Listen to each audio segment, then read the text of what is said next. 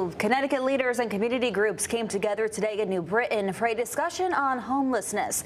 The state reports nearly 5,000 Connecticut residents are currently living without a home, and that's a 14% increase from 2022. And as the weather gets colder, advocates say solutions to this crisis can't be delayed. We have people coming to our door every single day looking for a place to stay. Christine DeBarge knows the homeless crisis up close. It happens to the best of us.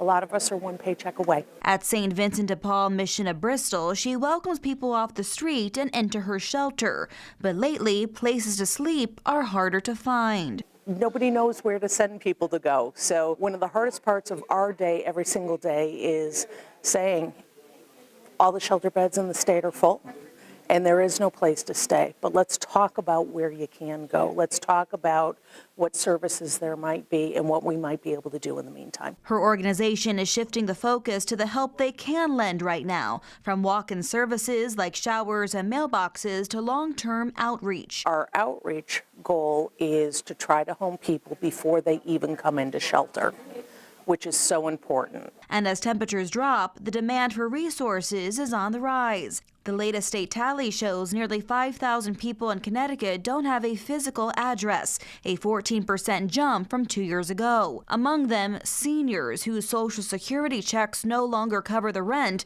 and struggling families without a safety net to fall back on. See an increase of families being homeless, families living in cars, using services throughout the city, throughout the day, sending their children to school throughout the day, and then going back to their car to sleep. It's a really sad situation. So state and community leaders find themselves here at this roundtable in New Britain as they acknowledge what's become a Connecticut crisis and brainstorm solutions. Today's conversation will allow some opportunity to collaborate, explore the different opportunities on how agencies can work together to meet this need. But delivering that assistance requires a larger financial investment, something state leaders in this room pledge to secure in the next legislative session. Because prevention is key. If we can come up with a plan that can help people before they become homeless,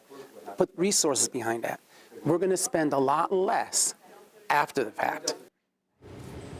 Homeless response groups say emergency requests for shelter and housing jumped 60% in the last 3 years following the COVID-19 pandemic.